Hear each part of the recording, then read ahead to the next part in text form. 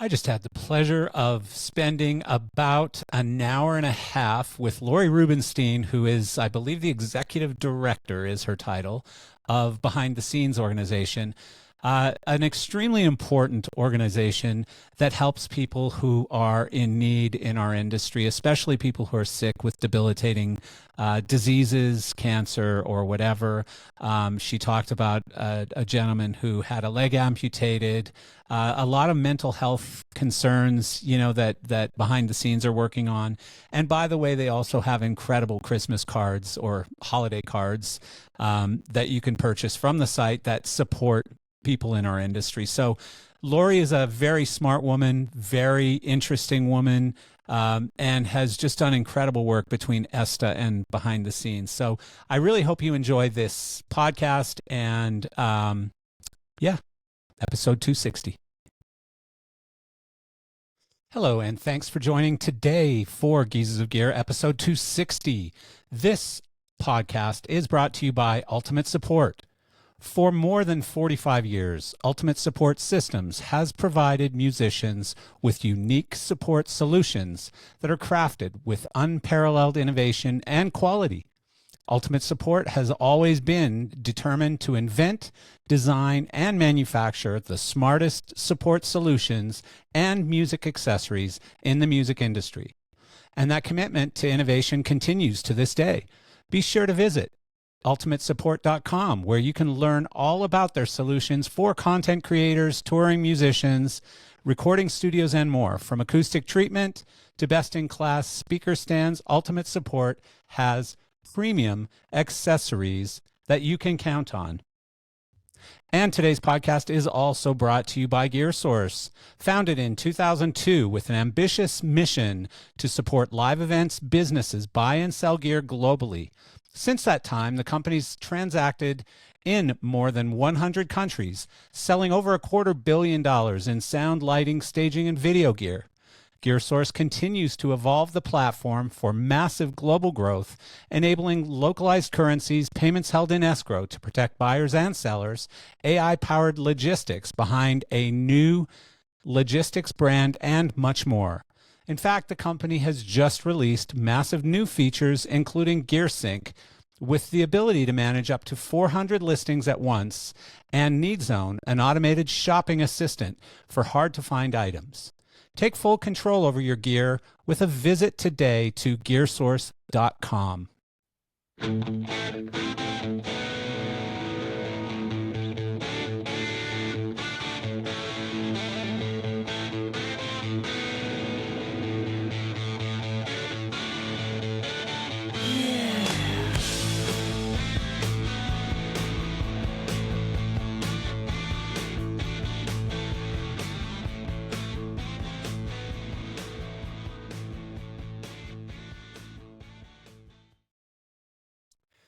Here we are, episode number 260, and just a couple things to cover this morning. So first, as far as the industry is concerned, I'm sure everyone knows by now because you probably follow the busiest social media poster out there, Cosmo Wilson. And so Aerosmith have retired, and I've heard a lot of different angles on this. And, as to why. It's all related, obviously, to Steven Tyler, but is it health related? Is it related to some bad habits that he's had over the years and continues to fall off the wagon occasionally, I've heard? It doesn't really matter. At the end of the day, it's obviously the end of an era from a music fan standpoint or a live events fan standpoint. Great band. They generated some incredible music and hit songs and stuff over the years. Great live band as well. And personally, I'm bummed. And I'm also bummed for my friend Cosmo Wilson, who was headed right back out on that one in a couple of weeks. I think he just got back home to Orlando a couple days ago as I record this from AC/DC in Europe, and was heading straight back out on Aerosmith very quickly for the fall. And so if you're looking for a brilliant, incredible lighting designer, I think Cosmo's open for the fall now, although knowing Cosmo, he's probably already filled it with something massive. So anyways, yeah, end of an era, bummed, and onward. This week, I'm kind of excited. I'm going to hang out with Rob Koenig for a little while and the Metallica crew in Edmonton. So I'm still up at my house in Canada. I'm about 4 hours, I guess, from Edmonton. And so I'll be driving over there Friday, seeing the show Friday night, and coming back Saturday morning. I'll try and remember to post some stuff or to record some stuff while I'm there with Rob and of the show. I think you've all seen it. I'm pretty excited to see not necessarily the band as much as the rig in person, just the way that they managed this in the round stadium show with without a ceiling or a grid to hang things from. Very interesting how they've done it, and I'm looking forward to seeing that in person. So that's this Friday. And by the time you've heard this, it will have been last Friday, probably, or even previous. What else is exciting? We launched our first episode of The Leading Ladies last week, also on a Friday. And so Sarah did an incredible job with that. Sarah and Claire Heat. If you haven't heard that yet, I'm guessing that's probably episode 259, but I'm not positive. But if you go in and look for Sarah's lovely face in the intros and stuff, you will see her there. And again, amazing job. Great first episode. So much better than my first episode. I remember it well. And please don't go back and listen to episode number 1. And, we've received all kinds of compliments and just attaboys and attagirl. And, I don't know that we were setting out to create this, social voice or anything, but it's incredible that people have accepted it that way. And we're grateful to be in the position to have an audience to go out and do something like this. And we're very grateful for the support that we've received initially. Even we've had a couple of new sponsors come forward and say, we really want to get involved in this Leading Ladies thing. And so, yeah, it's amazing. And, we've already had a lot of questions like, is Marcel not going to interview ladies anymore? Is he not going to have people like Sooner on or anyone? And no, that's not the case at all. We have a podcast with a couple of episodes a month now that is dedicated to the women in this industry and how hard they work and how sometimes it's much more difficult than it is for men. And Sarah and I had a very good conversation in a meeting this morning talking about this exact topic. And I think we're going to record something talking about it as well. So we'll still have 2 podcasts under the Geezers of Gear umbrella. And sometimes women or females will go towards that podcast. Sometimes they'll still come towards me because maybe they want to be abused by me and or I want to be abused by them. And so anyways, yep, 2 podcasts under the same banner, and we're pretty excited about it. We're excited by the numbers from the first episode. It's done very, very well, and thank you to everyone for supporting that. Again, back to my favorite topic of AI. So I've started using quite a few AI apps, and I talk about this a bunch. I am a big fan of AI. I'm in the sort of crew that says AI is going to support our work, not replace our work. It's going to help us, not replace us. And so a few of the ones that I've used and just want to recommend to people, if you're just kind of looking to sort of dip your finger into the water of AI, I just started using one called Herdly, and I'm always in a hurry. I've always got a billion things to do, but I love listening to books. Audiobooks are definitely a passion for me, but it takes me as long as it takes most people to read a book, a physical book. It takes me that long to listen to a podcast because I start it, I stop it, I start it, I stop it, I start it. I don't have a lot of time to sit around and even listen to a book, and I can't listen when my mind is going because I just don't even hear the book. Like I'm hearing my mind over the book. It's louder. And so books in 15 minutes was very appealing to me. And that's exactly what this app is. It's called Herdly. And, for me, the jury's out a little bit. Some of the voices are weird, like you'll have narrator. So these are AI generated voices, and you'll have some that sound really great and they're easy to listen to. And then you'll have some that are just annoying. And currently you're not able to change voices. which is kind of annoying. The other thing is they use a lot of silly analogies. Like they throw in a lot of analogies, like, the mountain was vast, like, a bowl of porridge in the morning, like just really stupid things that they'll say. And they're throwing these in there. These aren't coming from the author. This is the AI spin on things, thinking that they're being funny or humorous or whatever. So, but aside from that, I really have actually, like in the past week, I think I've listened to about 10 books, and it's these little 15-minute summaries. So I believe they have a 1-week trial, and go ahead and download the app and check it out. It's Herdly, just how it sounds, Herd, Ly. And so next, I've actually made an interesting change. So I've been using OpenAI, ChatGPT, really probably for about a year. And some things I've loved about it, some things I've really hated about it. One of the things I haven't liked about ChatGPT is whether you're creating a document or you're creating an image, it never seems to do what you tell it to. You can tell it how you want a document to be written, like sort of in what theme or mood or feel or whatever. And it always comes back very AI-ish. You can automatically just look at it and go, yep, written by AI. It's using all the same goofy terms and stuff. And it's very dry, very bland.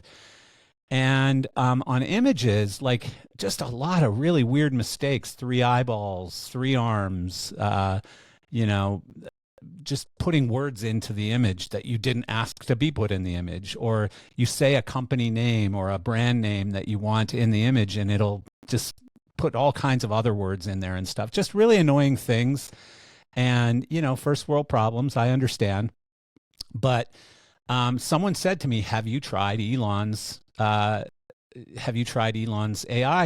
yet? And it's XAI, but the actual tool is called Grok.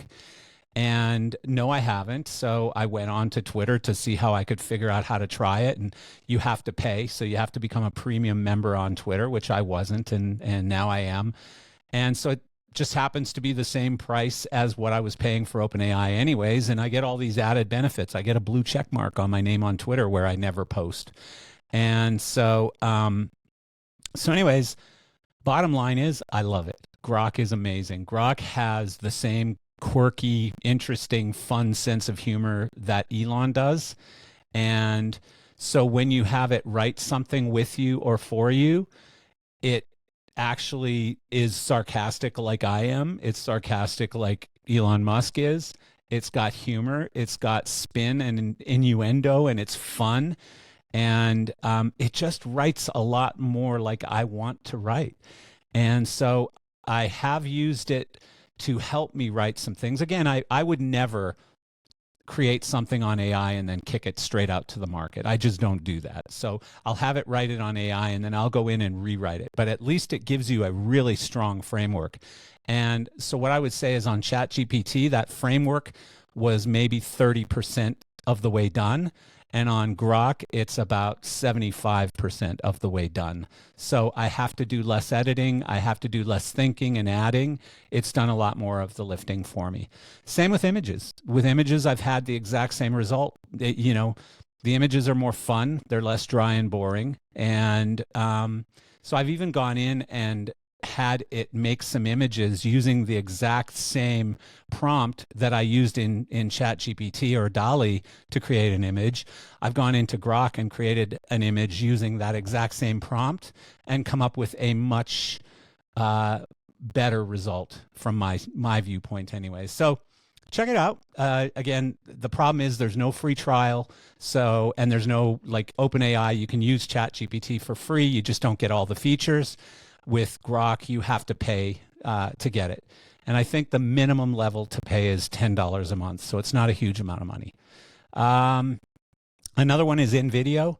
And so InVideo, basically, you can go in and just say, here's sort of the premise and the concept, and it'll produce an entire video, including scripting it. And you can select what kind of voice. Do you want an accent? Do you want a man? Do you want a woman? All kinds of stuff that you can customize, or you can write your own script, or you can go back in and edit the script. and it will add images. It'll do all kinds of things. And again, on a free account, those images will all be royalty-based images, so you have to go in and change it to royalty-free or whatever. I just went ahead and paid for it. Again, I think it's probably 20 or 25 bucks a month, which sort of seems to be the price for AI apps these days, is $20 a month. That's where everybody wants to be. And so I love InVideo. Again, I wouldn't use it for highly produced, wonderful videos or anything, but if you're creating a simple little explainer, here's how you do this thing video, or a little, you want to put something out on Facebook that kind of shows off some of your pictures or your event or something, InVideo is really, really good at that stuff. And explainer videos, it does really well. And so check it out. They do have a free trial.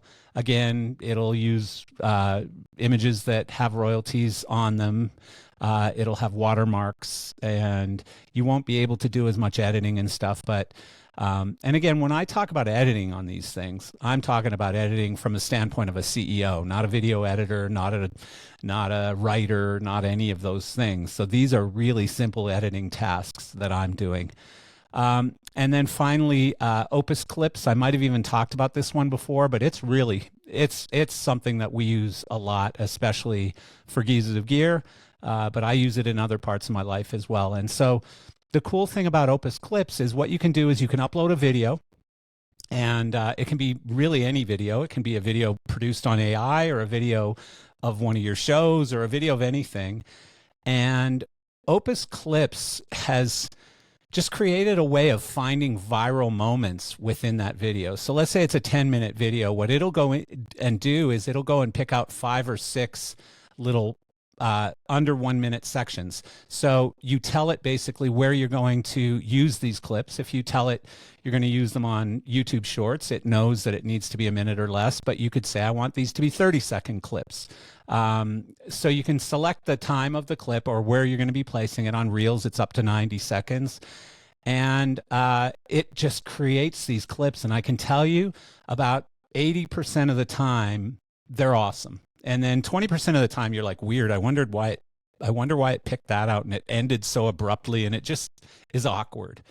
But most of the time, it's like it. And by the way, it edits, so it'll chop little pieces and create a 60-second video, and then it captions it and puts a title to it and a headline and all kinds of stuff. It does all the work.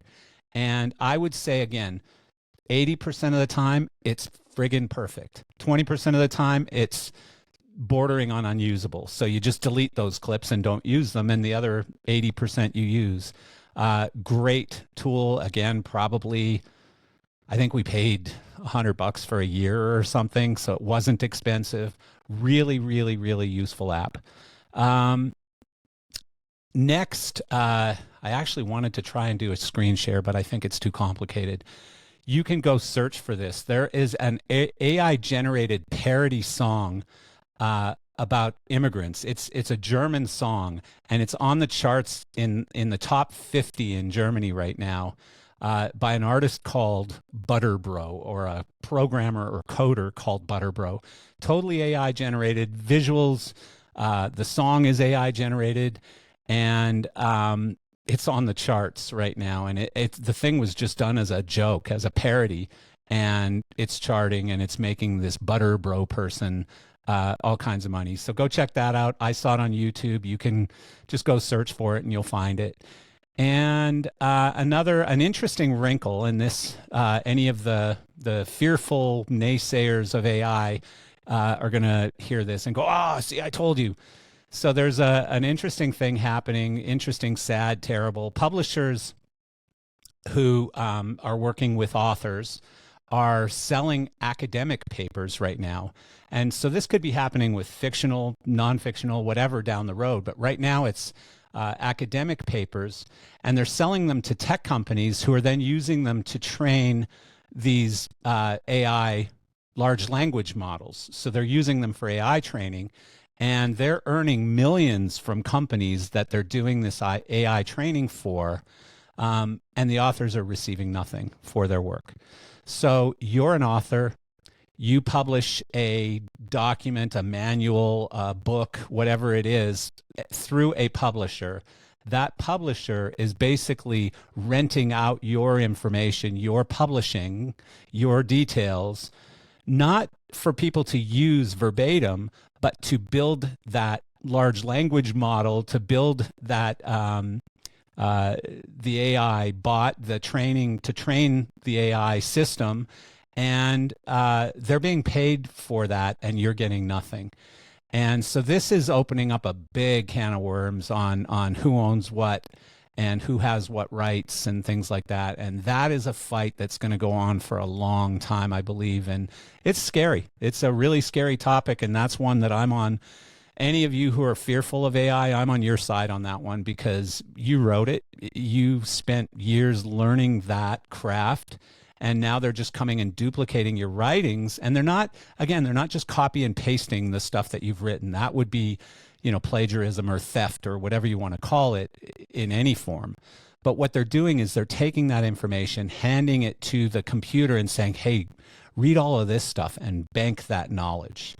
And you're getting nothing from that. So you've trained these computers for free, basically. And these companies are going to be trillion-dollar companies, or more than $1 trillion companies. This is going to be a massive market and massive wealth being generated, but not for the people who are training the computers. And that's terrible. So onward, today's guest is somebody I've known for a very long time and always had a great deal of respect for. Lori Rubinstein is the executive director of the Behind the Scenes Foundation, a 501c3 charity which provides basic needs grants to entertainment technology professionals who are seriously ill or injured, and counseling grants for therapy or addiction rehab. The BTS Mental Health Initiative provides tools and resources to support entertainment industry workers and promote mental health and wellness. Lori has been in the industry for over 45 years and was the executive director of the Entertainment Services and Technology Association, also known as ESTA, for almost 30 years, where she oversaw the creation and development of an ANSI-accredited technical standards program and the Entertainment Technician Certification Program.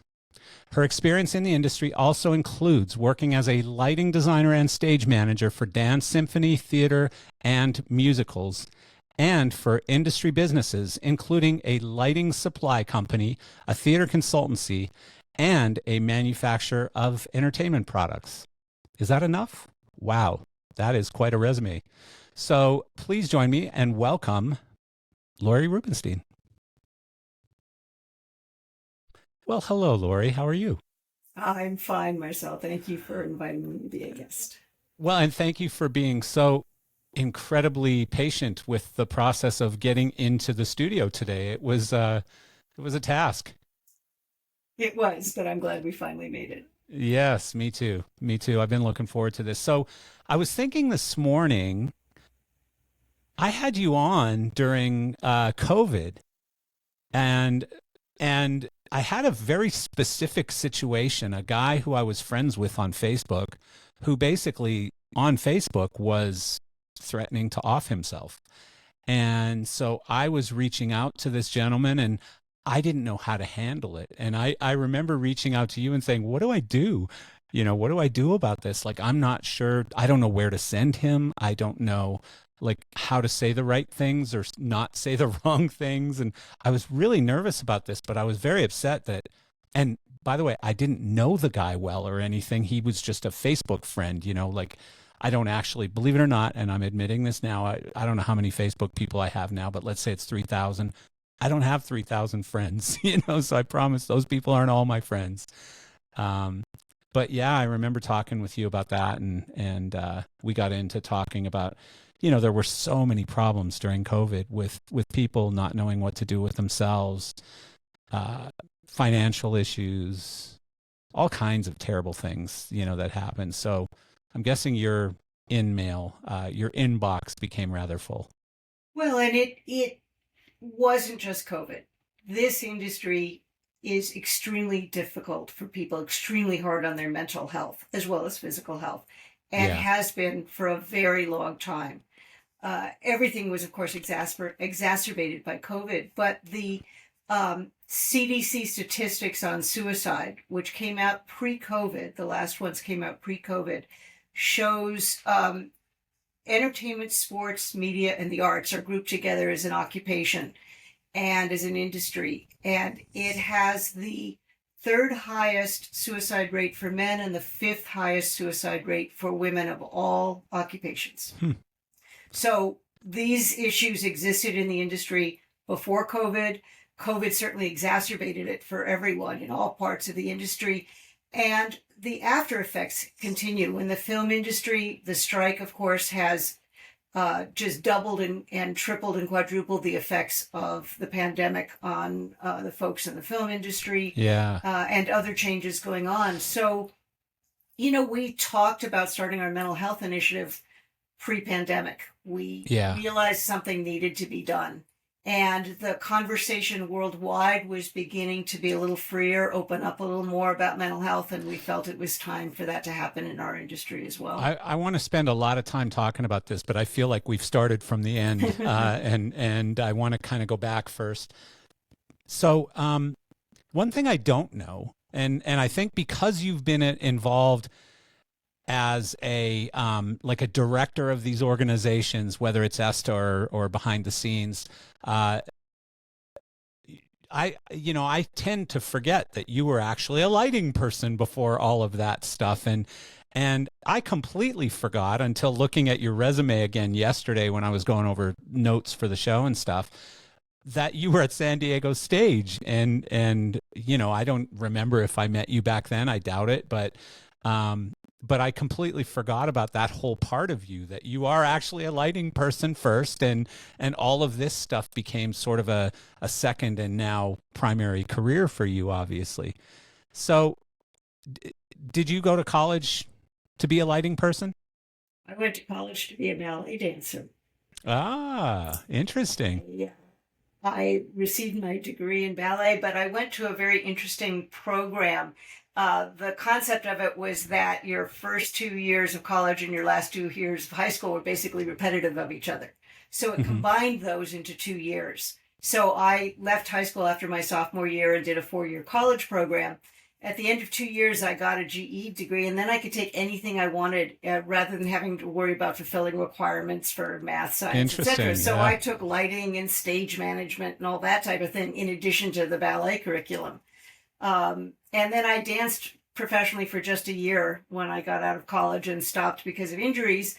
And I spent a year and a half working for a gentleman who was a theater consultant, but he was also the lighting director for the San Diego Civic Light Opera, and he was the production manager for the San Diego Symphony. So I stage managed the symphony on and off for, about a decade, I would say. He closed down his practice. I went to work for San Diego Stage and continued to work in lighting all around San Diego. I did a lot of lighting for dance, ballet, modern, jazz, etc. Interesting. And some musicals and, that type of thing. Assisted at the Old Globe Theater, whatever I could get, in addition to my full-time job at San Diego Stage. And one day a gentleman named Glenn Becker from Grand Stage in Chicago walked in the door and said, I have this idea for an association, for a trade association. And there were 3 companies that really put all of that together, put that first initial meeting together, which was Grand Stage, Bash, and San Diego Stage. And that's how I got involved with what was initially the Theatrical Dealers Association and then became ESTA. Right. Didn't Jimmy Ray Hutton get involved pretty early on too at Cal Stage? Jimmy Ray used to be at San Diego Stage, and then he started California Stage. Right, so, of course, yeah. We had a formation meeting in Las Vegas in November of 1987, and there were 25 companies, 25 dealers from around the country that were there. Yeah. And those were the original founding members. Interesting. Yeah. And the founding was based on what need? Well, there were a number of needs. Insurance was a really big issue for dealers at the time. In those days, there was a little more of an adversarial relationship with manufacturers. Yeah. And I think there was some thought about, sort of banding together, which really never came to fruition because we learned we could talk to them. But the other thing Yeah. was learning that we could share information about business questions and all kinds of things, and that it would benefit everyone and not hurt anyone. That Yeah. sharing that information, actually educating each other, made for a much stronger, more profitable industry. And Yeah. it was that idea that took hold, and people realized that by working together. And that's what eventually led to things like the Technical Standards Program and the Entertainment Technician Right. Certification Program, etc. Such an important decision to make, because I think I don't know if you ever listened to it or anything, but I had Paul Vincent on recently as well, and he said something very similar, where it was like, initially we were going to puff up our chests and go against the manufacturers. And then we went, wait a second, why don't we just become more friendly and find a way to support each other better? And I can just imagine, had you gone the other direction, what might have happened. And, it's an interesting concept, or an interesting thought, I guess, because I talk about this often, how back then dealers were this big and manufacturers were this big. Now you've kind of flipped the script a little bit on some of that, where you've got dealers the size of PRG and Solotech and Fourwall and Upstaging and Bandit, and a lot of these companies are very big now. And so the things have changed a little bit, and now it's the dealers who need to try and be nicer to the manufacturers as opposed to the opposite, right? Some of the manufacturers are hurting now, or especially during COVID and stuff. So, Right. but yeah, obviously, ESTA then went on to become, so it was originally the TDA, right? Theatrical Dealers Association, and then it went on to become ESTA later. Yeah, and the transition to ESTA is sort of an interesting one, because what happened is that the industry, particularly the manufacturers, realized the need to start to create industry standards before government stepped in to create them for us. We didn't want people who didn't know what they were talking about to create standards. And so the manufacturers came to us and said, we think there's a real need for this program. We think ESTA is a good home for it. TDA is a good home for it, but we want to be full citizens. We don't want to be affiliates or associates. We want to be full members. And that's what precipitated the shift from TDA to ESTA, was that opening up of the membership to really encompass all the categories involved and give everyone an equal representation. I think it also helped with the funding of it as well, right? Because manufacturers got involved in helping to support the organization as well. Because this is similar to the one that you run now. It was based on people supporting it and funding it and stuff. Membership dues only go so far for the most part, right? Yeah, but and especially like for the Technical Standards Program, which has no way to bring in income, it's there for the good of the industry. It needs to be supported. That's right. So at some point, did you basically leave the lighting business and go into the politics of it all, or the operating organizations, or whatever you want to call that world? Well, I got involved with the Theatrical Dealers Association from the very beginning, helping to put together that initial meeting. But in 1990, I made the decision to move to New York to be with my future and current husband, John McGraw, who was the owner of Production Arts Lighting. And so when I moved, I wasn't going to try and make a career in New York out of lighting, because everyone in the world was trying to do that. I worked for a little while. I worked for Roscoe, and the TDA at that point hired me part-time as executive director. And eventually that moved into a full-time position. So that's how I made that transition, because the association had grown enough to where it actually needed a staff person to run it. You never thought about, putting on the shoes and starting to dance again or anything? No, no, I did not. I'm sure that I've never been a ballet guy, I will admit. I'm the guy that would be dragged by his ear, to a ballet to watch it. So I've never been a big fan of it. But I do understand how physically challenging it must be, just seeing some of the things that are happening. It's like, oh my goodness, how do they do that? you know, so I respect it as an art form, but and certainly, you know, it's something that you have to fight through those injuries, and I would guess that shortens a lot of careers, but Absolutely. that's interesting. I didn't know that's how you started, and that you went to school to be in ballet, not in lighting. So Yep. But sort I of a got good to do thing quite that, a bit. yeah, it's a good thing that you kind of took that extra credits, you know, Right. and went after lighting and stage management and stuff.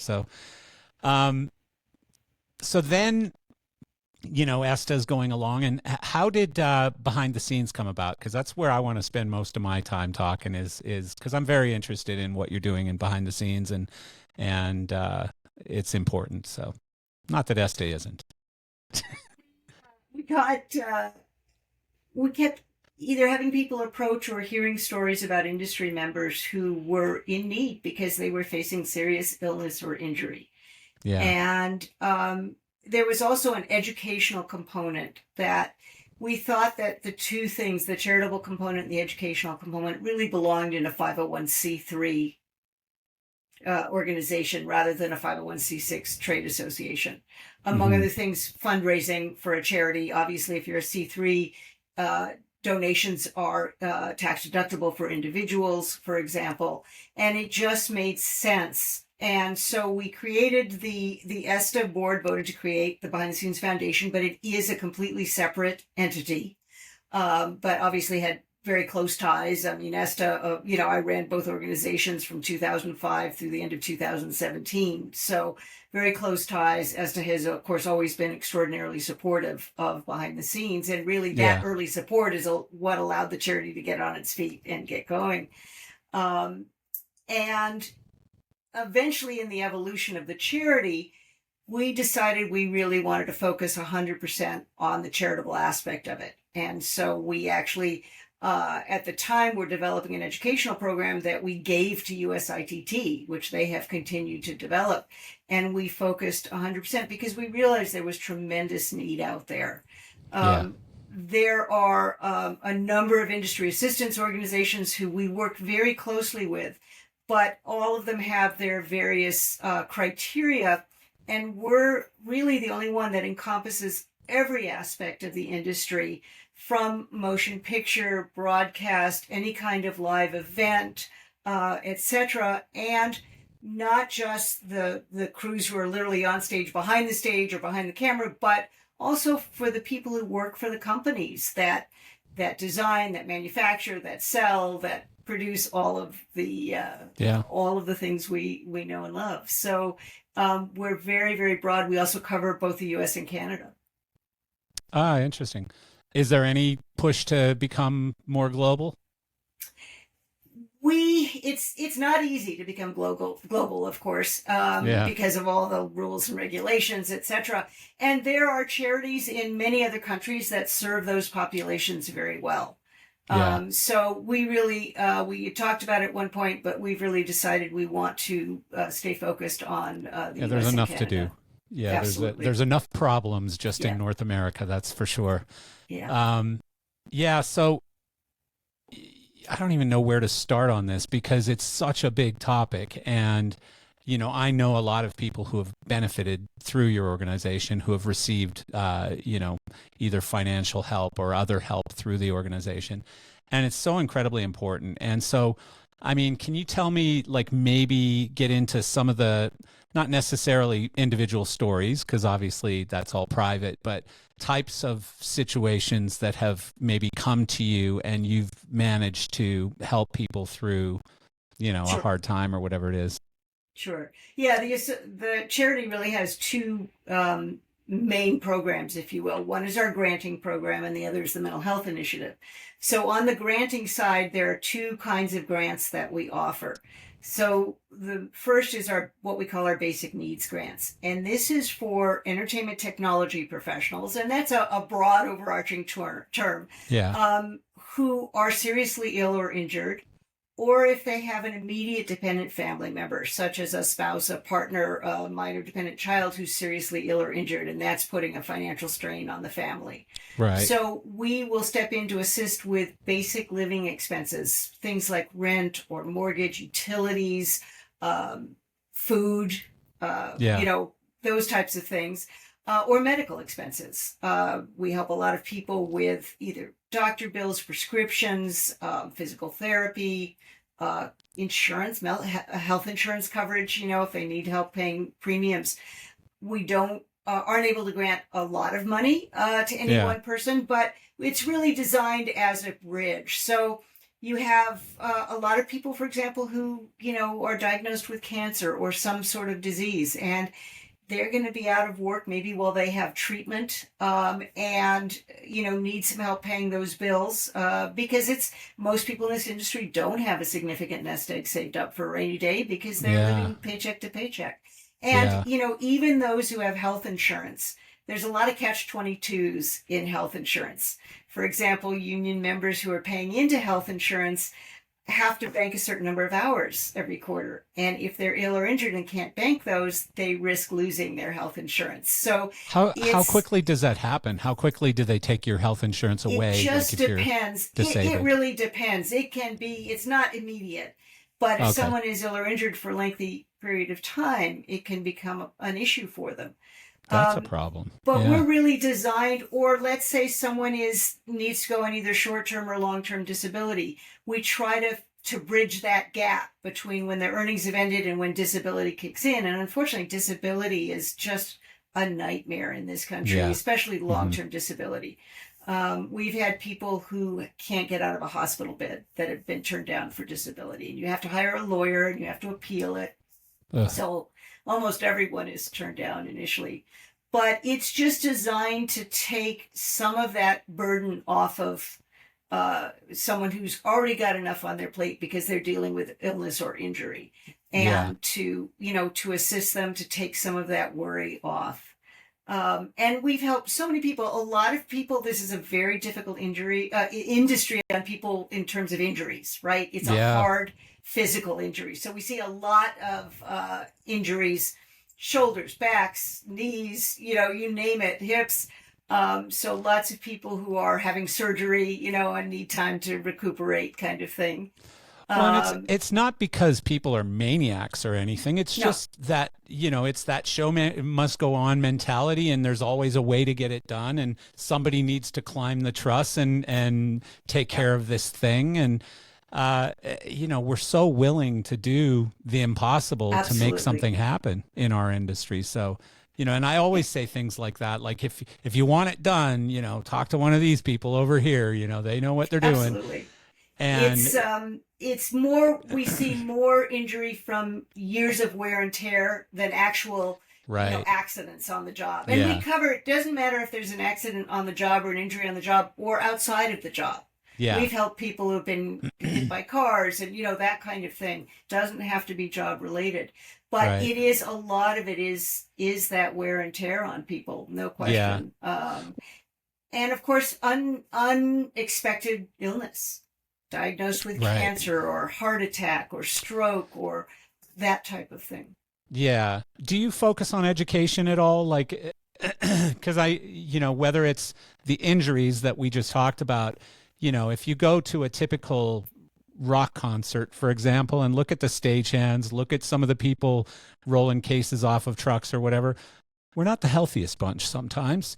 And so, education on lifestyle, education on, even simple things like, okay, every morning at 6 o'clock in the morning, get off the bus and go do, jumping jacks or something. I don't know what it is, but, like I know personally myself, the healthier I get and the less I weigh, the less knee injuries and ankle injuries and hip injuries I get, and versus how it used to be when I was 40 pounds heavier. So, we're starting to do that. I'm glad you brought it up. We're starting to do that with the Wellness Lounge at LDI.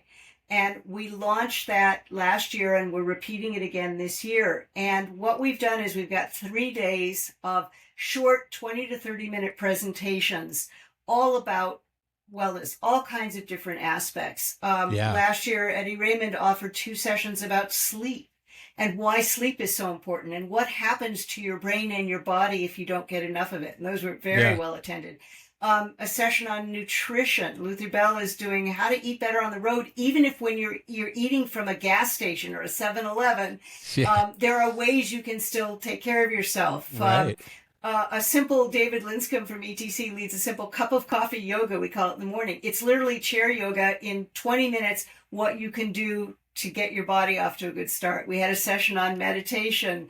So a number of different types of sessions designed to really give people some self-care tips about how they can improve their physical health and their mental health. And it's funny because I know, like, again, most of us are tough guys in this industry or tough women or whatever it is. But, you hear things like you should meditate or you should stretch more. You should do yoga in the morning. You should, eat a salad every now and then. And we're like, come on, that's crazy. I'm eating pizza on the bus after the show or whatever, right? And it's so important. And, for my own life and my own self, I've made so many changes in my own personal habits and diet and all of those things, and I've seen the results from it. And I feel better at 60 than I did at 40, and I'm probably many times healthier at 60 than I was at 40 as well.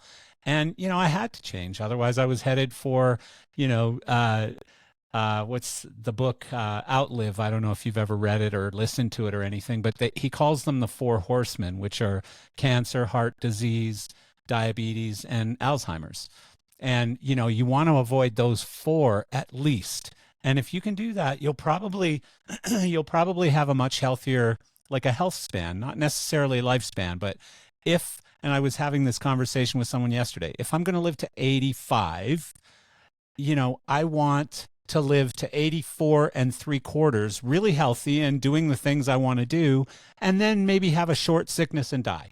But I don't want to be sick for the last 10 years of my life with dementia or whatever it is. That's right. So I think attitudes are changing. You're absolutely right about how that's been, but I think a lot of people are starting to understand what taking care of themselves, the benefits of taking care of themselves, and what that does in terms of changing their lives and their outlook and all of that. But we both go to LDI, and then we see friends that in many cases I've known for 40 years, and I'm just looking at them and I'm thinking, oh, please make changes in your life. And you can't get too preachy, even though every once in a while I do on the podcast, sometimes in person with people. And, I want everybody to live a long, happy life is what it comes down to. I think that the younger generation is placing more value on work-life balance, on taking care of themselves. I do think there's a generational shift in attitude that is starting to happen. Yeah, I would agree. Yeah, I would agree. And I think a lot of the younger people today, like even, if you look at people on Instagram and stuff, they're putting a big priority on how they look and I think how they feel as well. And you see a lot more things about good food and exercise and healthy living and organic eating and blah, blah, blah. So, but, for me, a lot of the problems in our industry seem to focus less than they need to on education. Like, let's deal with the problem after it happens versus why don't we avoid it happening? And so I'm glad that behind the scenes is getting involved in some of that stuff. I think it's important. And you said something that I just want to come back to for a minute about if you need something done, you ask someone in the industry.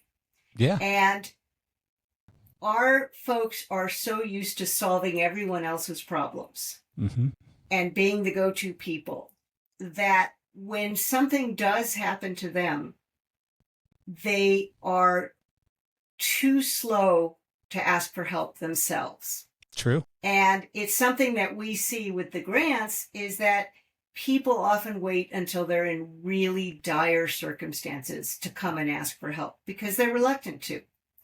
But when they wait that long, it becomes much harder for us and for any of the other assistance organizations to help. Yeah. So one of the messages we'd like to get out to people is don't wait until you're about to be evicted. Don't wait until you're about to be foreclosed on your home or until your utilities are going to be turned off.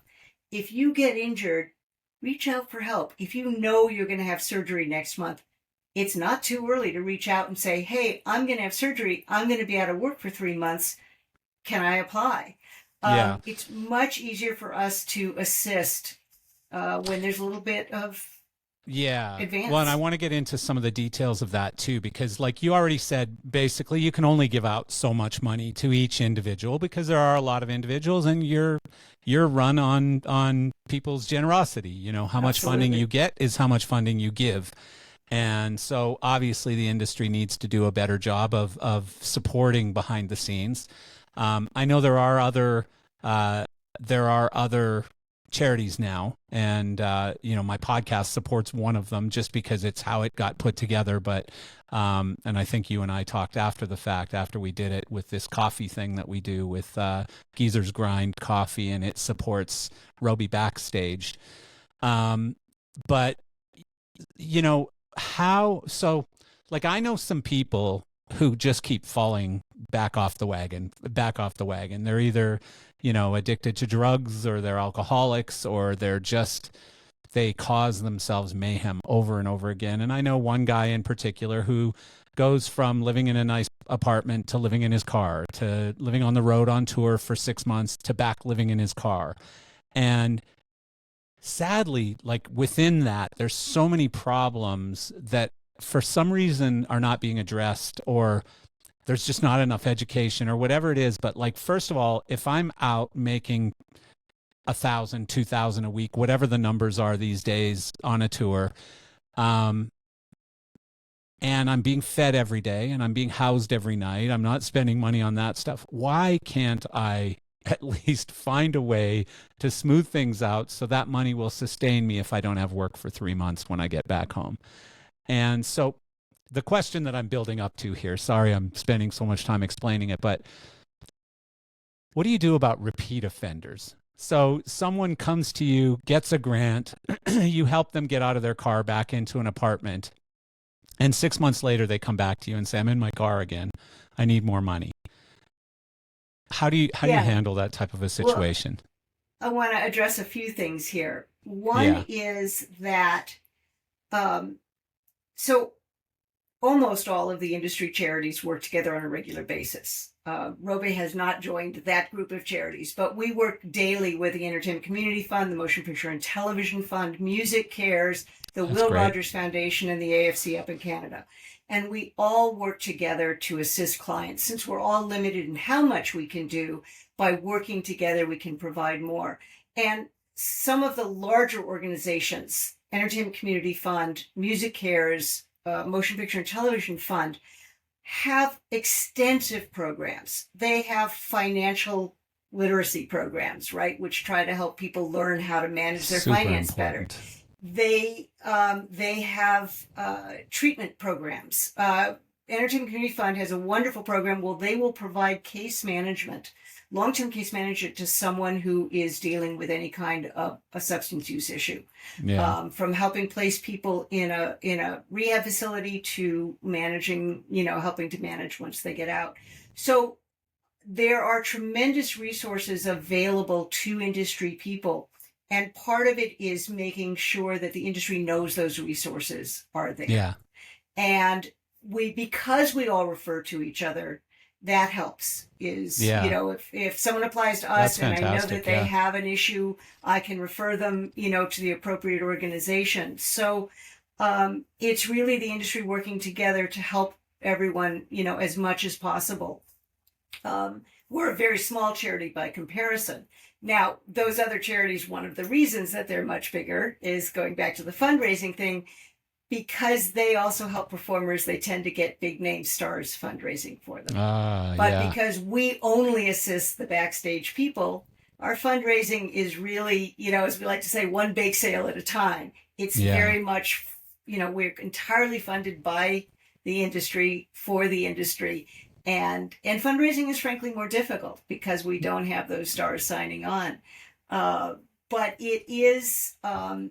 it's really working with everyone to provide. There is a lot of good education out there. We wish there was more. We wish everyone had financial education from a very young age. So I can't tell you the number of people we see who earn six-figure salaries and don't have a dime saved. It's And that's crazy. really I know a frustrating. ton of those people. Yeah. Yeah. It's really frustrating. So we do wish there was better education, but there is a fair amount out there. Yeah.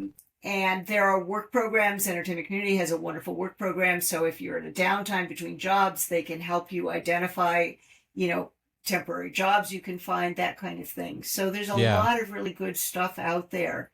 Um, and we're trying to do a lot of work, particularly in the area of substance use. We have a wonderful task group where we have our clinical advisor, if you will, is the head of addiction services for the Entertainment Community Fund. And we've had other clinicians specializing in addiction join us over the last couple of years. And then our task group members are all people in recovery, well-known people in the industry in recovery. Some of them in short term, some of them in long term, who are very open about the issues that they faced and very willing to share their experience, their lived experience with others in the industry. Yeah. And it's a That's remarkable group of important. people. Yeah, And that it's part's even, important, obviously. yeah, simple things like they produced a document which I think is really terrific of they have all been in the situation of, in this industry, you get your job at the bar. That's where you get your next job, right? Is you got to go to the bar after working and socialize, True. and that's where you get. But what happens if you feel like you need to do that, but you're in recovery and you don't want to come out of recovery? It's tough. Or David Linscomb did a whole section on what happens when you have to take clients to dinner and they expect you to drink. In Yeah. some cultures, it's actually almost required. How do you Yeah. deal with that? And this is just, excuse me, their tips and tricks for how they have managed this over the years. And it's Yeah. very helpful. Well, Um, I have something to add to that. Imagine being at LDI and deciding you don't want to spend all night at the Circle Bar at the Hard Rock anymore, because I consciously did that. I don't know, 8 years, 7 years ago. I don't even remember when it was, but maybe even 10 or 12 years ago. But I was just like, I've been doing this every LDI, every night of LDI for 20 years. I just don't want to do it anymore. And so I'd be like, okay, got to go to the bathroom. I'll be right back. And boom, I'm up to my hotel room. And, I'd take some hell for it the next day or whatever, but I don't care. I felt better at my morning meetings, and plus today I don't drink hardly at all. Like a couple glasses of wine is a big night for me. So, it loses its appeal, that's for sure. And David Linscomb talks very movingly about the very first LDI he had to go to in recovery, and he yeah, was oh, terrified. hard, And hard. and someone advised him to find an ally, to find someone who would assist him through that period, and he did, Wow. and it proved to be an enormous benefit to him. Yeah. Well, I Yeah, think the word's getting around. Like we're yeah. becoming inch by inch a little bit healthier. Again, there's still a lot of people, and I won't mention names and embarrass anyone, but there's a lot of people that I look at and they need to make some lifestyle changes, or, the future is not going to be as long and happy as it should be. And, it's sad for that. But yeah, no, it's an important topic.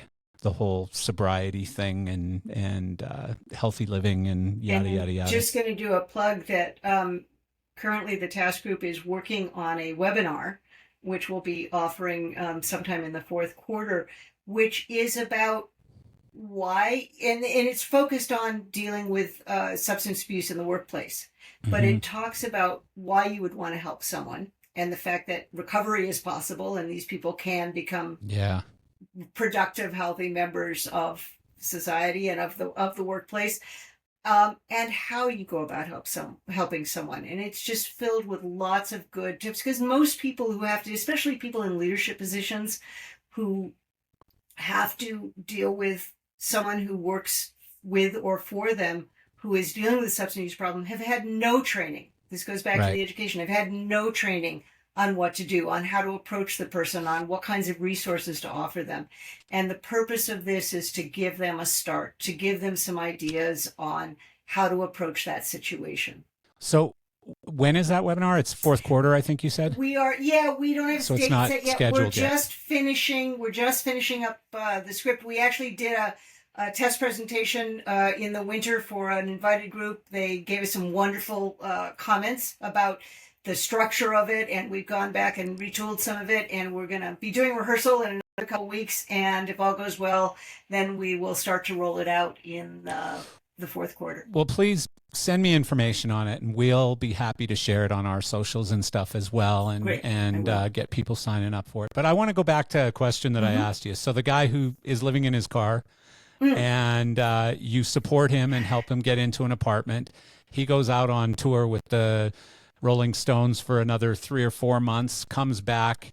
He spent all the money while he was on the road, and within a couple of weeks of being back home, he's living in his car again and calls you and says, Lori, what do I do? Well, so let me make one thing clear, and that is that we are unable to assist people due to lack of work. We're too small a charity. So our focus is on assisting those who are dealing with serious illness or injury. Okay, right. And there are times when some of the other charities are able to assist, like during the strike, they got some special grants.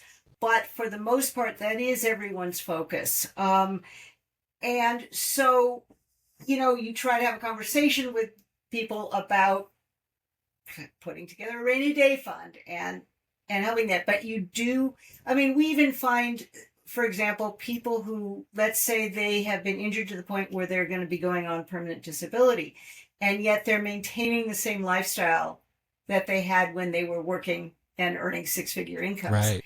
Yeah. And so it's a very difficult conversation, but it's one you have to have about looking at your changed circumstances and coming to face the reality of those changed circumstances. Yeah. And maybe you need to move into a less expensive place or even a less expensive city.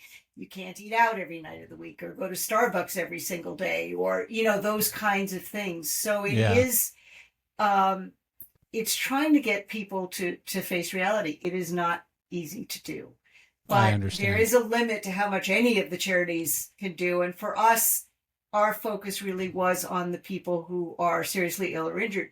Now, we do have people where our grants are designed to be one-time grants, but we will occasionally do another grant if someone, for example, we know their recovery is likely to take longer.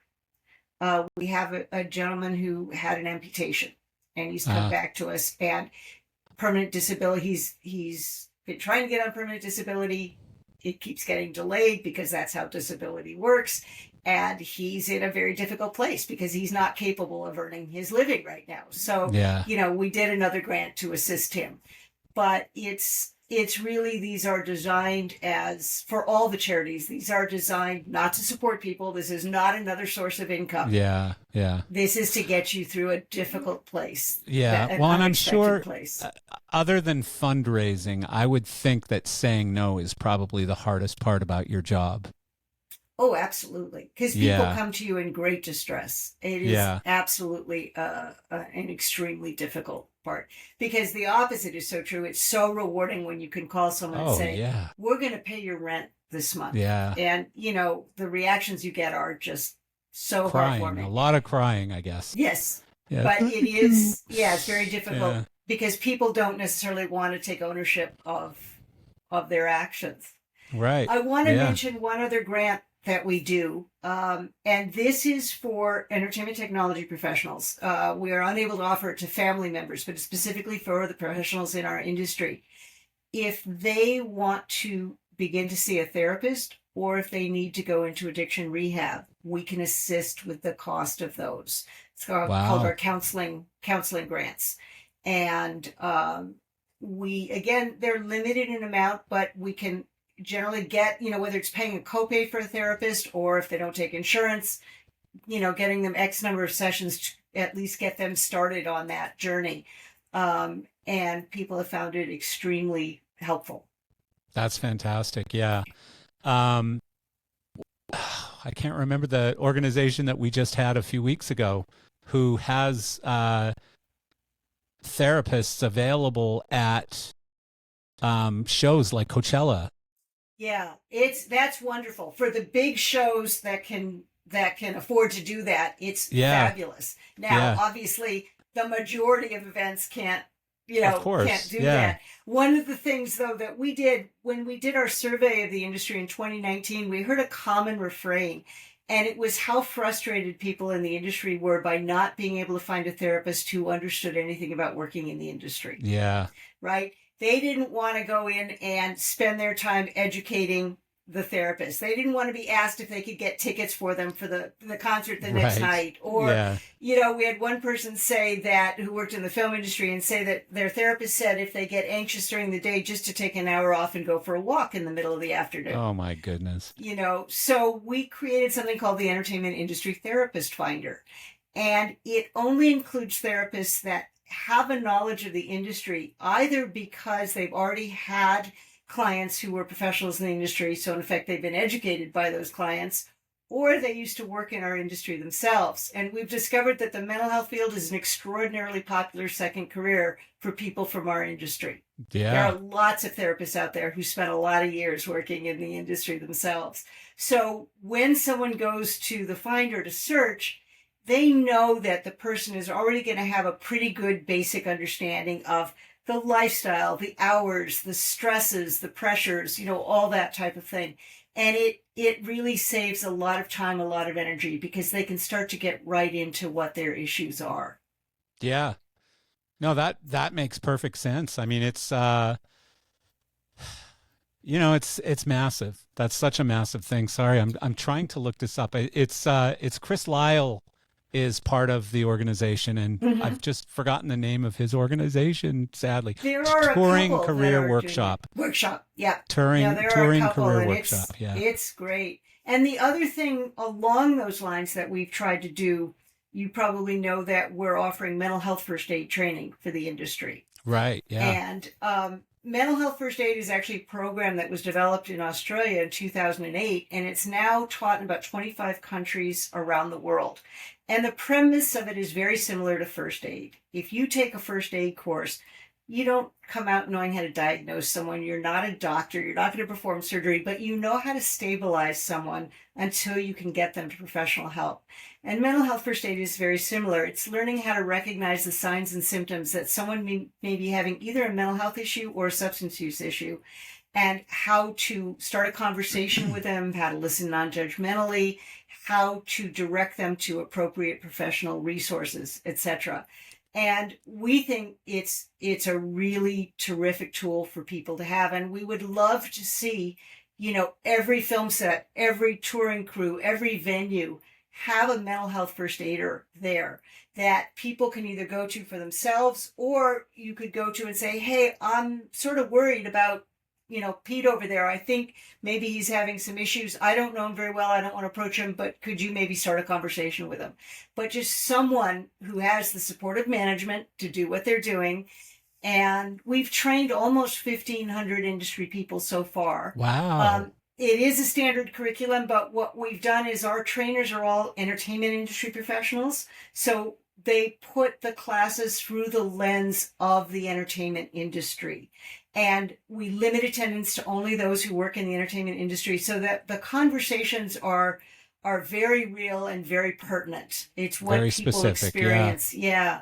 And people have really felt they've gotten a lot out of those classes. I remember you mentioning this to me before. I think it was back in during COVID times when I had this gentleman who I felt was going to maybe do himself some harm.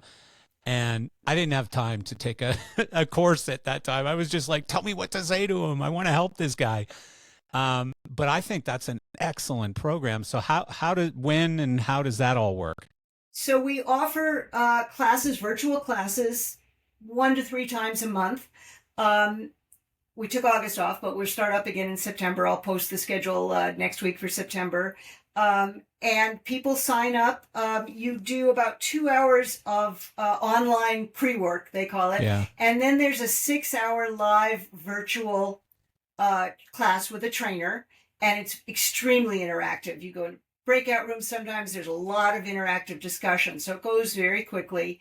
And at the end, you go back online and do about 10 minutes worth of stuff. And then you download your certificate saying you're a mental health first aider and it's valid for 3 years.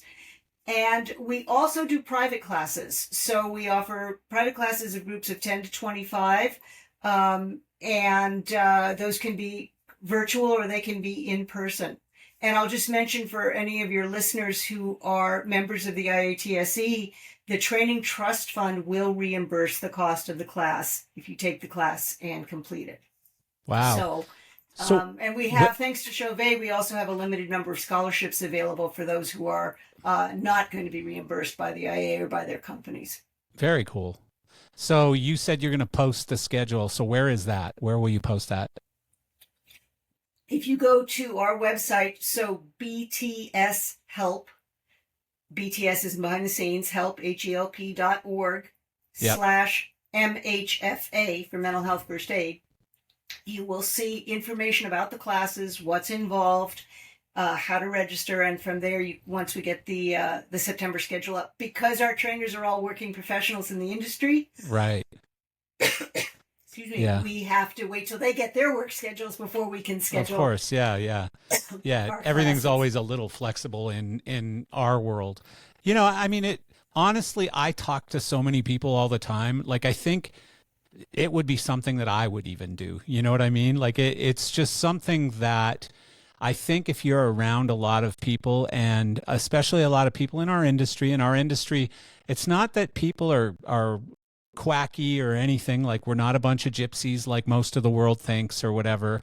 It's an interesting lifestyle. You know, it's a very unusual lifestyle that lends itself to, you know, running into some of these problems sometimes, loneliness, and everyone they lead you down paths. Exactly. Yeah. You know, there's so many stressors in the industry, the long hours, etc.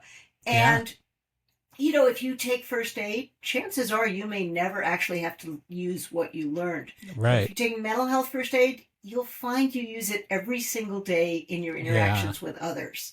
That makes sense. In so many different ways. You'd be amazed. And some of the stories I've heard about people using it in completely unexpected situations. Yeah.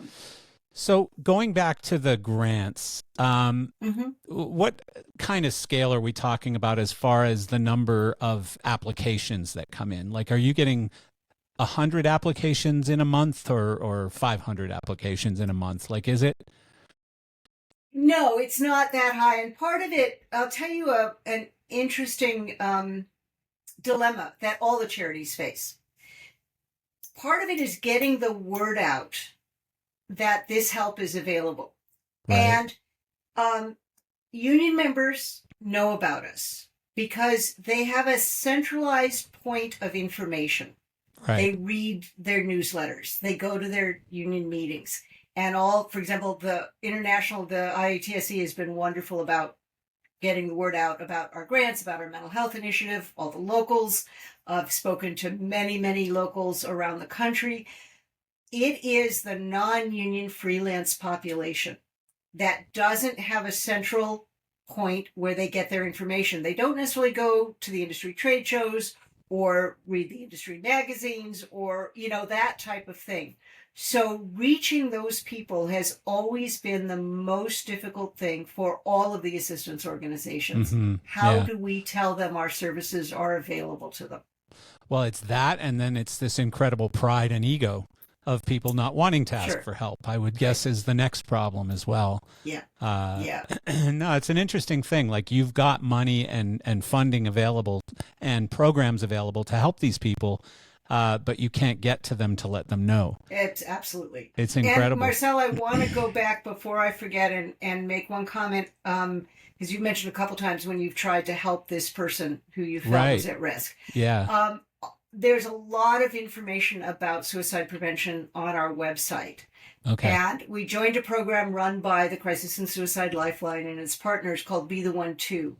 And we have information on the site about the warning signs to keep an eye out for, because the more familiar you are with them, the more likely you are to spot them.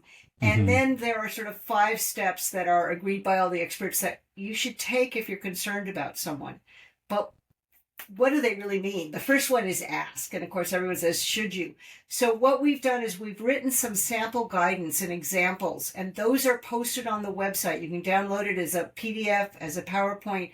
that literally can be a step-by-step guide to you to help if you're trying to help someone through a crisis. Yeah.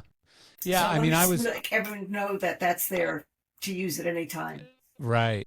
I was just very concerned about not, again, I don't even know this person. So, for me to say the wrong thing to trigger him to make that, effort to off himself, I didn't want to say or do the wrong thing, and that was the biggest thing. It wasn't, I can usually talk someone through a problem pretty well. I've always said I'm very good at solving everyone else's problems, just not always so good at my own, but I don't listen to my own advice. But yeah, it's so important, like in our industry. And again, I learned it more than I did at any other point in my career during COVID. And it was because I was doing a weekly Zoom call with people, and I'd have people call me right after the Zoom call and say, hey, I know we were talking about this thing, but I've got a real problem. And would you mind spending 30 minutes with me? And I would. And I will, by the way, I'm putting this out there right now. If anybody needs anyone to talk to and you want to listen to my dumb call me anytime. I'm happy to at least try to help somebody through a problem or a challenge that they're having or whatever.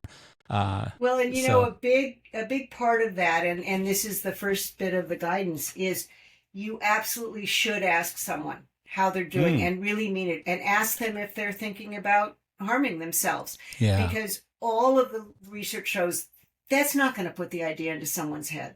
Yeah. I've done a couple of presentations with the executive director of the Lifeline, and there were two things he said that really have stuck with me.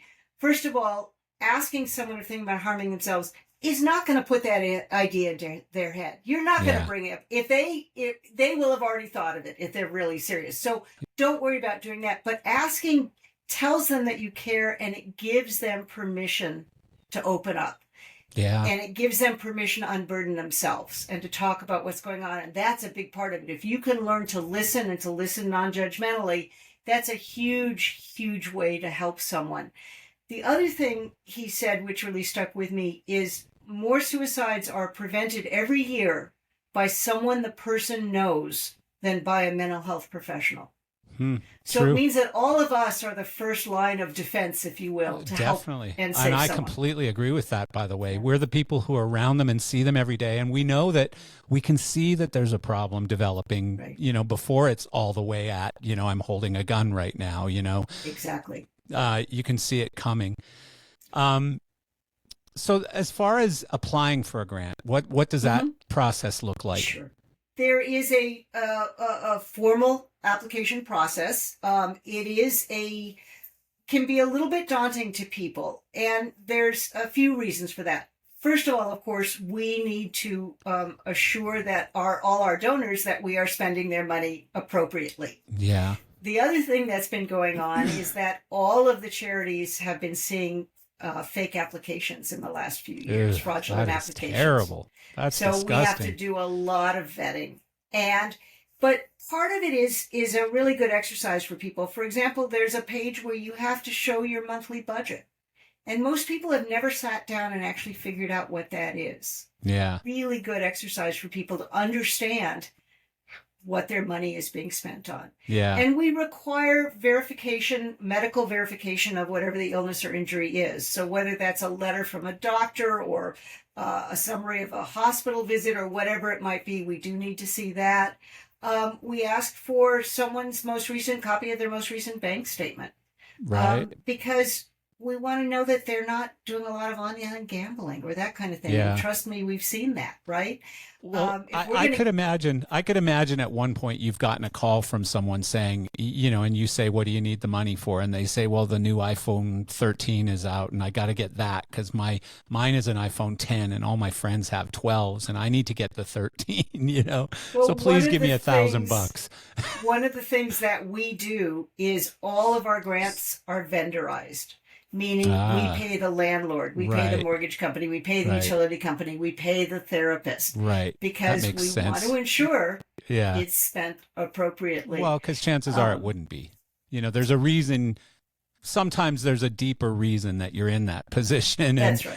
And That's right. so Yeah. no, that makes a lot of sense. So they fill So out there the is quite a bit application. of supporting. They fill out the application, they return it along with the supporting documentation, and then it goes to our review committee. And they generally meet certainly within a week of receiving the application, and they will review it. And they're very diligent. They're very dedicated. It's a wonderful group of people who spend a lot of time reviewing these applications. They're very, very compassionate people, and they will determine if a grant's going to be awarded, how much that grant will be, and what it should be used for.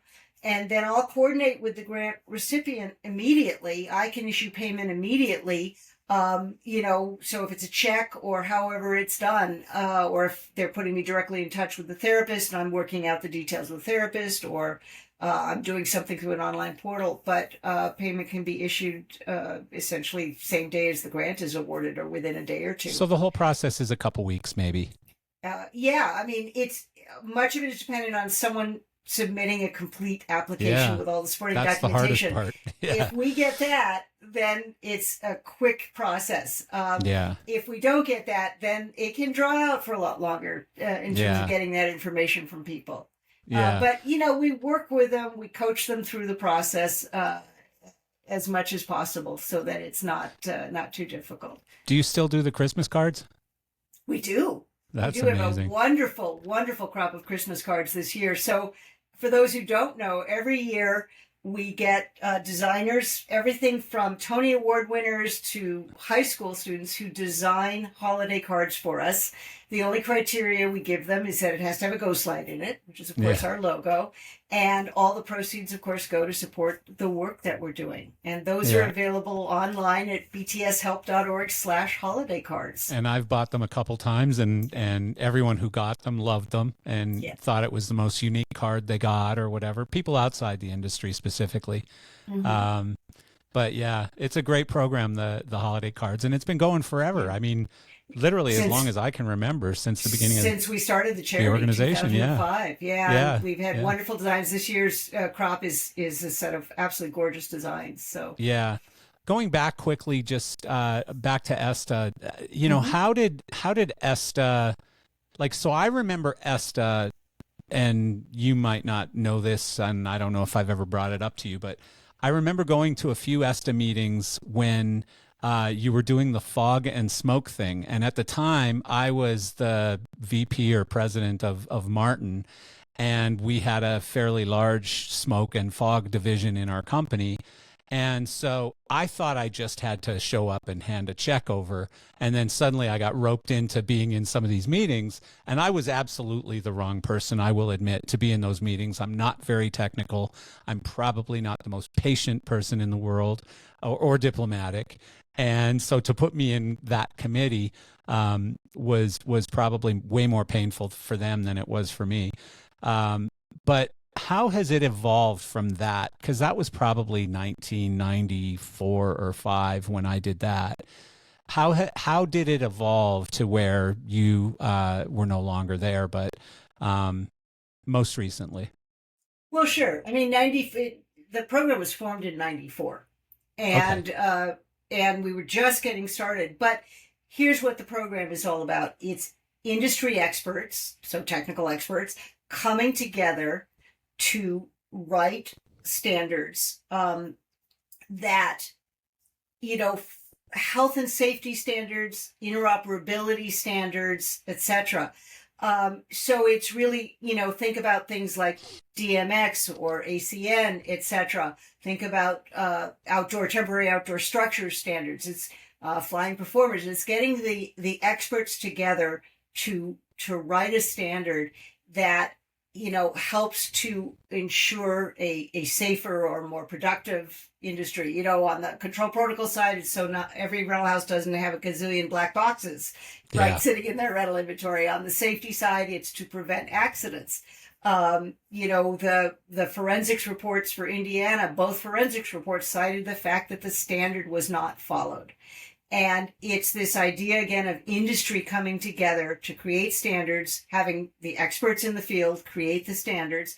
And the way that American National Standards Accreditation works is once the draft standard is written, it has to go out to a public review so that anyone with a vested interest in the subject matter can comment on it. And then those comments have to be reviewed in detail by the task group, by the working group, and they have to be responded to. Either, they have to say, that's a really good idea and we're going to incorporate that into the standard, maybe make some adjustments, or they might say, we've considered that and we've rejected that comment and here's why. And they have to offer you a reason. So it's really a consensus program, create consensus standards for the industry, by the industry. And so you want to have the right people in the working groups. You don't want to have the guy who writes the check sitting in the working group meeting. Yeah, you don't want me. You want to have the guy who designs the machines sitting in the working group, kind of thing. Yeah, it's really I can't remember if I quit or I was thrown out, but it happened pretty quickly.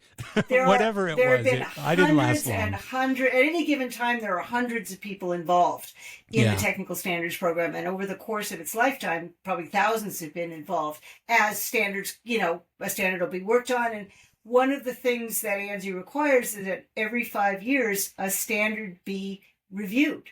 And it either gets reaffirmed or revised or sunsetted, basically. So just depends on what's going on. But certainly the work in Fog and Smoke has, they've worked closely with Equity, establishing testing standards and all of that. And what it did was it put to rest a lot of the concerns about using atmospheric effects. It's funny. I just, on one of the Facebook forums for lighting design or whatever it was, I saw a fairly active conversation happen just a couple of weeks ago where it was a relatively new designer or lighting tech or whatever it was who had posted that, basically we're getting a lot of feedback from actors in this play that we're doing. And, have you ever run into this before? What should we do? Do we need to get rid of the hazer that we're using? They don't want us to use any haze. They're telling us it's causing them throat problems and they're not able to read their lines and stuff.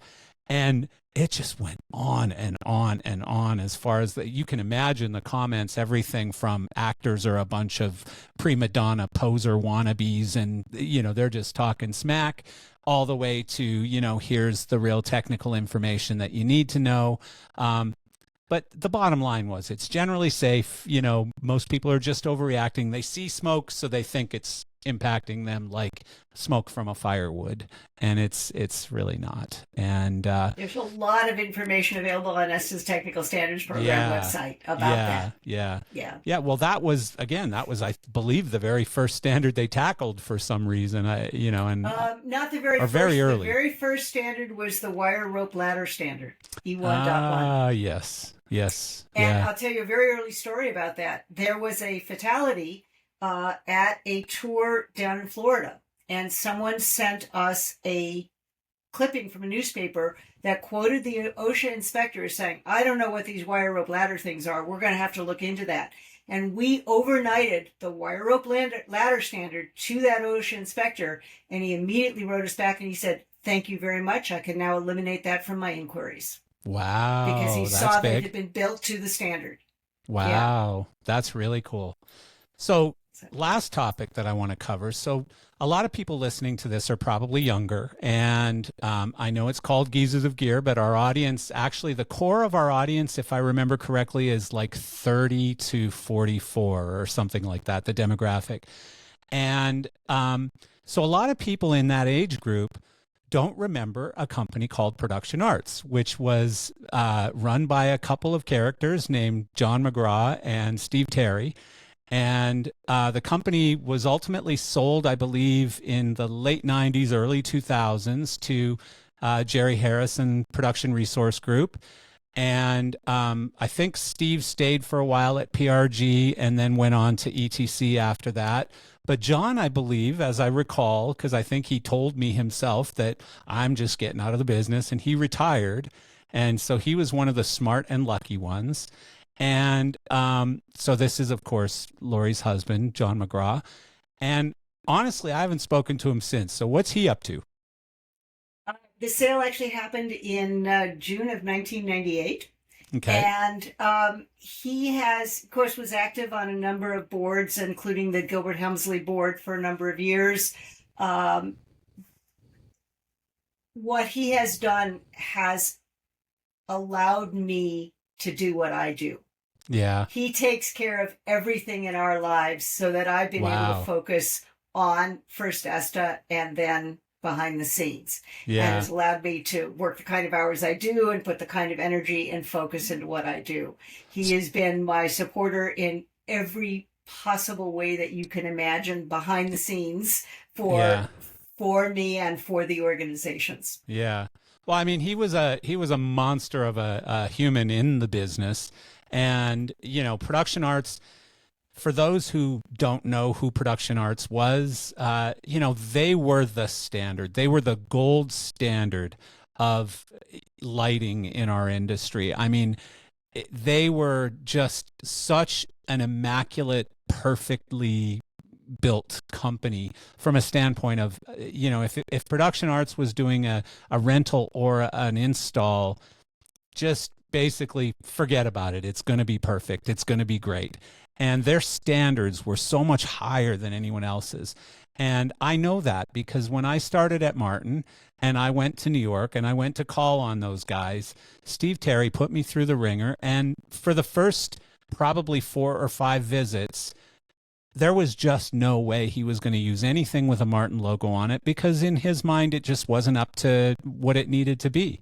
And he was right. I mean, it just wasn't. It wasn't as good as other stuff that was out there in the market. And because his standards and John's standards were so high, we just didn't meet that level. And eventually we did. And eventually we started selling stuff to Production Arts. But I always really looked at them as the gold standard company. And I think there is still a hole in the market left by them, to be perfectly honest. Absolutely. Yeah, Yeah. no, lots and lots of people miss that company because not only did they set the gold standard in terms of the product they put out, whether it was a rental product or a permanent installation or whatever, but they also set it in terms of customer service and customer care Yeah. and the Yeah. nurturing of new talent in the industry and all of that type of thing. Yeah. I Um, completely agree with you. Completely agree with you. So please tell him I said hello. He probably won't even remember me by this time, but tell him I said hello. And if he ever wants to come on and talk about how screwed up the theatrical lighting is today or whatever, I'm happy to have him on the podcast.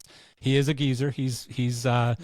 He meets the standard of geezerdom. And so we would be happy to have him on. But thank you so much, Lori. I always love hearing from you, and I have a great appreciation for behind the scenes and the things you're doing. And I know that you would do 20 times more given the budgets because then you could hire more people and then you could solve more problems and help more people.